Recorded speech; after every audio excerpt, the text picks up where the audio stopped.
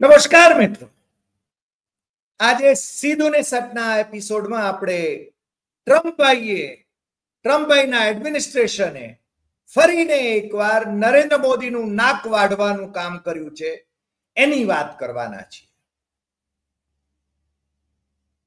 અમને અમારા વડાપ્રધાન માટે ગર્વ છે, કારણ કે આ દેશનું નાક છે. પરંતુ અમેરિકાના પ્રેસિડેન્ટ ટ્રમ્પ એ વારંવાર નરેન્દ્ર મોદીને નીચા જોણું કરાવતા હોય અને નરેન્દ્ર મોદી એ મૌની બાબા થઈ ગયા હોય ત્યારે અમને દુઃખ થવું સ્વાભાવિક છે.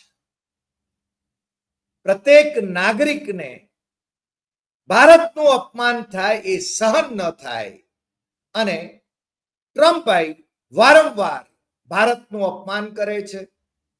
તમને ખ્યાલ છે કે નરેન્દ્ર મોદી એ ઓપરેશન સિંદૂર પછી જે સંઘર્ષ વિરામ થયો એના વિશે હરફ પણ ઉચ્ચારતા નથી. અને ટ્રમ્પભાઈ 12 થી 13 વખત કહી ચૂક્યા છે કે મારે કારણે મેં આ છે ને સંઘર્ષ વિરામ કરાવ્યો મધ્યસ્થી કરીને. એ ઓછું હોય એમ એમણે ત્યાંની અદાલતમાં એમના એડમિનિસ્ટ્રેશન વતી એફિડેવિટ પણ કરાવી છે અને એ એફિડેવિટમાં પણ એમ કહ્યું છે કે ભારત અને પાકિસ્તાન એ અણુયુદ્ધ ભણી આગળ વધી રહ્યા હોય ત્યારે મારે મધ્યસ્થી કરવી પડી, ટ્રમ્પભાઈએ મધ્યસ્થી કરવી પડી, એમના એડમિનિસ્ટ્રેશને મધ્યસ્થી કરવી પડી અને બંને દેશોના જે શાસકો છે એમને સમજાવીને વેપારની બાબતને આગળ ધરીને એમણે સંઘર્ષ વિરામ કરાવ્યો. મૌની બાબા બોલતા નથી અને એ છે ને વિદેશ સચિવ વિક્રમ મિસ્રીને બોલાવે છે, વિદેશ મંત્રી બોલે છે, બીજા પ્રવક્તાઓ, ભારતીય જનતા પાર્ટીના પ્રવક્તાઓ બોલે છે, ભારતીય જનતા પાર્ટીના જુઠ્ઠાણાઓ હકતા સોશિયલ મીડિયાના જે આકાઓ છે એ બોલે છે, પરંતુ નરેન્દ્ર મોદી અવતારી પુરુષ એ બોલતા નથી. અને ટ્રમ્પભાઈ વારંવાર ભારતનું અપમાન કર્યા કરે છે. પહેલી વાત તો એ છે કે ભારત ક્યારેય પાકિસ્તાન સાથેના સંઘર્ષમાં ત્રીજા દેશની મધ્યસ્થી સ્વીકારતું નથી, પરંતુ ટ્રમ્પભાઈ એમણે મધ્યસ્થી કરી. પાકિસ્તાન માટે પણ એમણે પ્રેમ દર્શાવ્યો અને ભારત માટે પણ પ્રેમ દર્શાવ્યો. બંનેને સમાન સ્તરે મૂક્યા. એક દેશ જે ટેરરિઝમને એક્સપોર્ટ કરે છે, ભારત સાથે પ્રોક્સી વોર કરે છે, એ દેશને એ પોતીકો ગણી રહ્યા છે અને એના લશ્કરી વડાને એ ભોજન માટે નિમંત્રણ આપીને વોશિંગ્ટન બોલાવે છે, પોતાને ત્યાં બોલાવે છે, વ્હાઇટ હાઉસમાં બોલાવે છે અને એના ખાનપાન કરે છે. પરંતુ ભારતને આ માન મળતું નથી. આ પણ ભારતનું અપમાન છે. પણ કોણ જાણે કેમ નરેન્દ્ર મોદીની કઈ દુખતી રગ એ ટ્રમ્પભાઈની પાસે છે, કઈ દુખતી રગ એ શી જિનપિંગ જે ચાઇનાના પ્રેસિડેન્ટ છે એમની પાસે છે કે ચીને પણ જે હજારો ચોરસ કિલોમીટર ભારતની ભૂમિકા ગપચાવી છે નરેન્દ્ર મોદીના શાસન દ્વારા, અને એમની પાર્ટીના જ સાંસદ એ ખુલ્લેઆમ કહી રહ્યા છે, એમની પાર્ટીના નેતાઓ કહી રહ્યા છે, છતાં નરેન્દ્ર મોદી મૌની બાબા છે. અમે એમને આ મૌની બાબાનું એટલા માટે કહ્યું કે નરેન્દ્ર મોદીએ ડોક્ટર મનમોહનસિંહ જેવા સજ્જન માણસ, મિતભાષી માણસ, દુનિયાભરમાં છે ને જેનો અવાજ સંભળાતો હોય એવા માણસ, ઓબામા એમ કે મનમોહનસિંહ બોલે છે અને દુનિયા સાંભળે છે, એવા એ સાવ ગરીબીમાંથી એ દુનિયાભરમાં છે ને જાણીતા અર્થશાસ્ત્રી તરીકે નામના મેળવી એમણે, છતાં એમણે ગરીબીના ઢોલ નહોતા પીટ્યા. ચા વાળો છું કે લેમ્પોસ્ટ, રસ્તા પરની જે વીજળીના દીવા હોય એ ત્યાં નીચે બેસીને એ ભણ્યા, એનું છે ને એમને ગરીબીનું માર્કેટિંગ નહોતું કર્યું. પણ નરેન્દ્ર મોદી જેનું નામ, આજે નરેન્દ્ર મોદીની વાત કરવી પડે એમ છે. એમના અંધભક્તોને, એમના સમર્થકોને જરા વેદના થાય, મરચું લાગે તો પણ વાત એટલા માટે કરવી પડે, નરેન્દ્ર મોદીની વાત એટલા માટે કરવી પડે કારણ કે નરેન્દ્ર મોદી 11 વર્ષથી સત્તામાં છે અને એમણે સત્તામાં આવતા પહેલા જે વચનો આપ્યા હતા એ વચનો પાડ્યા નથી. અને આજે ઉલટા જે બંધારણને તોડી રહ્યા છે ભારતીય જનતા પાર્ટીના આકાઓ, ભારતીય જનતા પાર્ટીના કાર્યકરો, ભારતીય જનતા પાર્ટીના સૂત્રધારો, આરએસએસ, એ લોકો આજે સંવિધાન હત્યા દિવસ મનાવે છે. ઇમરજન્સીની વિરુદ્ધમાં એક નવી પેઢીને માહોલ તૈયાર કરવા માટે, નવી પેઢીને જુઠ્ઠાણાઓ પીરસવા માટે એ સંવિધાન હત્યા દિવસ મનાવે છે. મને લાગે છે કે અમે ઇમરજન્સીના વિરોધી રહ્યા છીએ. અમે કોલેજમાં હતા ત્યારે ઇમરજન્સીના વિરોધમાં હતા, અમે છે ને એના પછી પણ એના વિરોધમાં હતા, આજે પણ એ ઇમરજન્સીને કાળી ઇમરજન્સી અમે કહીએ છીએ. પરંતુ અત્યારે નરેન્દ્ર મોદીના શાસનમાં જે ચાલી રહ્યું છે એ મને લાગે છે કે એના કરતા પણ વધારે ભૂંડું છે અને બંધારણને તોડનારું છે. તમને તો ખબર છે બધાને, કારણ કે આપણે એપિસોડ કર્યા છે અને તમને યાદ પણ છે કે લોકસભાની 2024ની જે ચૂંટણી થઈ એ વખતે ભારતીય જનતા પાર્ટીના નેતાઓ, ભારતીય જનતા પાર્ટીના સાંસદો, ભારતીય જનતા પાર્ટીના લોકસભાના ઉમેદવારો એ જાહેરમાં કહી રહ્યા હતા કે 400 કે પાર અમને મળી જાય એટલે બંધારણ બદલી નાખીશું. અને કેટલી મળી? દેશના લોકોએ એમને 240 બેઠકો આપી. 272 બહુમતી થાય એ પણ ના આપી. નરેન્દ્ર મોદીનો કરિશ્મા વિલાઈ ગયો છે. પરંતુ ઈડી, સીબીઆઈ, એન્ફોર્સમેન્ટ ડિરેક્ટરેટ અને ઇન્કમ ટેક્સ એ એમની સાથે કામ કરી રહ્યા છે. એમના મિત્ર પક્ષો છે. ઇલેક્શન કમિશન એમનું કયાગરું છે અને કાકગોળી પર એમની સરકાર ત્રીજી વખત પણ રચાઈ છે. ક્યાં સુધી ચાલશે એ ખબર નથી. પરંતુ આ છેલ્લા કેટલાક દિવસોમાં ટ્રમ્પ શાસને ભારત આવતા અમેરિકી નાગરિકોને માટે જે એડવાઇઝરી જાહેર કરી છે એ એડવાઇઝરી અમે એમના વિદેશ વિભાગની વેબસાઇટ ઉપર જ્યારે વાંચી ત્યારે અમને એમ લાગ્યું કે ટ્રમ્પભાઈ ભારતને બળાત્કારીઓનો દેશ કહે છે અને છતાં મારા વડાપ્રધાન એ મૌની બાબા છે.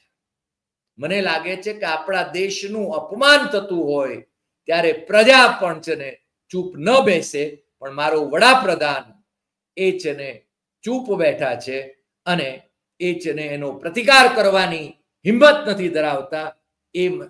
એને માટે આપણને બધાને લાજ વાટે છે.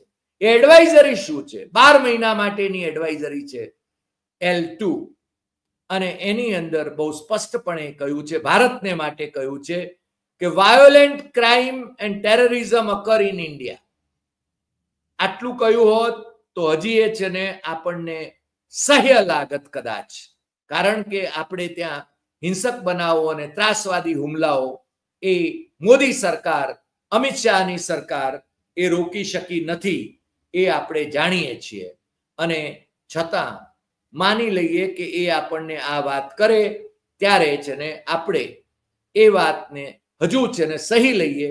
પરંતુ એના પછી જે કહ્યું છે એમણે અમેરિકી નાગરિકોને, જેમાં મોદી મોદી ના નારા લગાવનારાઓ, એમના અંધભક્તો જે અમેરિકામાં છે, જે અહીંયાથી ગયા છે અને મોદી મોદીના નારા લગાવે છે, જ્યારે મોદી એરપોર્ટ ઉપર ઉતરે છે ત્યારે એ લોકો પણ આ એડવાઇઝરીનો વિરોધ કરવા માટે આગળ આવ્યા નથી, એવી મારી સમજણ છે.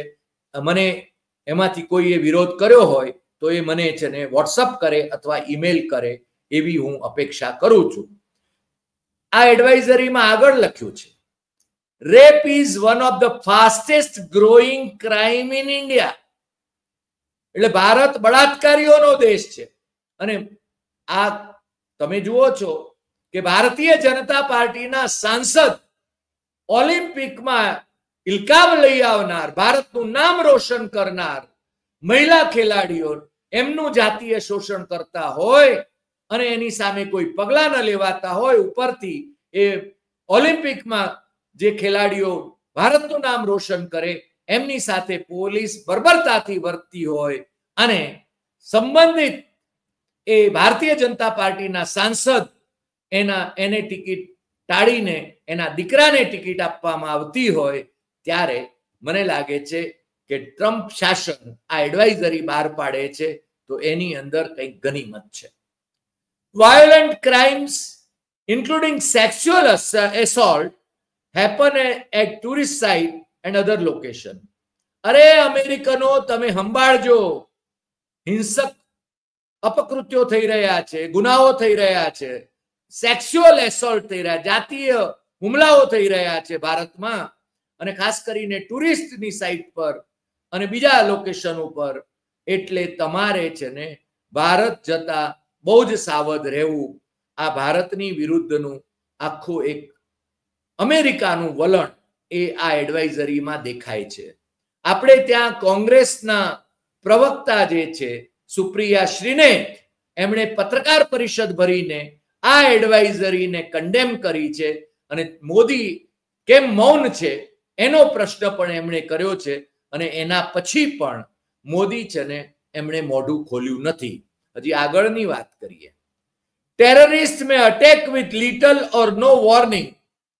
They target tourist locations, transportation hubs, market and shopping malls, government facilities.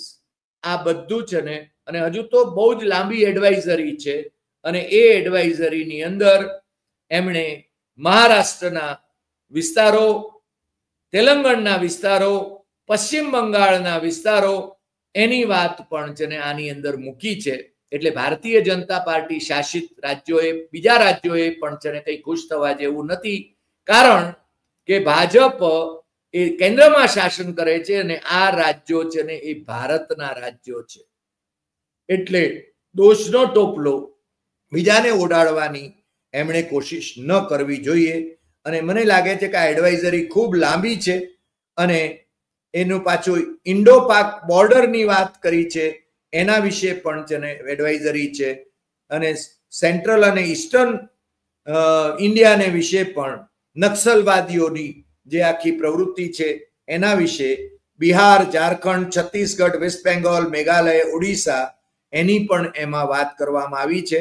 મને લાગે મણિપુરની તો સવિશેષ, એમાં મણિપુર વિશે તો મારા વડાપ્રધાન પણ મણિપુર જવાની હિંમત નથી કરી શકતા. અને એ અમેરિકી શાસન, ટ્રમ્પ શાસન એ એમાં કહે છે કે don't travel to Manipur due to the threat of violence and crime. મણિપુરમાં તો જશો જ નહીં અમેરિકનો. આ એડવાઇઝરી એમણે પોતાના નાગરિકોને માટે કરી છે અને એમના નાગરિકોમાં ભારતીય મૂળના નાગરિકો પણ છે. એટલા માટે આપણે આને ગંભીરતાથી લેવાની જરૂર છે. ભારતનું અપમાન છડેચોક થઈ રહ્યું છે અને છતાં નરેન્દ્ર મોદી મૌની બાબા કેમ થઈને રહ્યા છે એ રહસ્ય હજુ વણ ઉકલ્યું છે. તમારામાંથી કોઈને એ રહસ્ય સમજાતું હોય તો કોમેન્ટ બોક્સમાં જરૂર લખજો. અમને છે ને એ જાણવામાં રસ છે. કારણ કે નરેન્દ્ર મોદી મુખ્ય પ્રેક્ષક તરીકે કેમ ચાલી રહ્યા છે અને વિદેશ પ્રવાસો ખેડી રહ્યા છે. પોતાના દેશમાં તો આ મણિપુરનો પ્રશ્ન પણ ઉકેલી શકતા નથી અને બીજા દેશોમાં યુદ્ધ અટકાવવા માટે જવા માટે કરોડો રૂપિયાનો, ભારતના કરદાતાઓના કરોડો રૂપિયાનો ખર્ચ કરે છે. અને છતાં આપણે પોતે પણ મૂક પ્રેક્ષક બનીને બેઠા છીએ. પ્રજા પણ મૂક પ્રેક્ષક છે. પ્રજામાંથી પણ અવાજ એટલો ઉઠતો નથી. છતાં આપણે એક લોકશાહી રાષ્ટ્ર છીએ. બંધારણ બચાવવાનું છે. આપણા જે બંધારણીય અધિકારો છે એ અધિકારોની રક્ષા કરવાની છે. એટલા માટે જ આપણે છે ને આ એપિસોડ કરીએ છીએ અને આપણે પ્રજાને ઢંઢોળવાની કોશિશ કરીએ છીએ. આજે આટલી વાત. ફરી મળીશું નવા એપિસોડમાં નવા વિષય સાથે. તમને જો આ એપિસોડ ગમ્યો હોય તો સૌથી વધુ શેર કરશો, લાઈક કરશો, કમેન્ટ કરશો અને આપણી YouTube channel doctor Hari Desai Satyam એવમ તથ્યમ એ સબસ્ક્રાઇબ કરવા માટે મિત્રોને જરૂર જણાવશો. નમસ્કાર.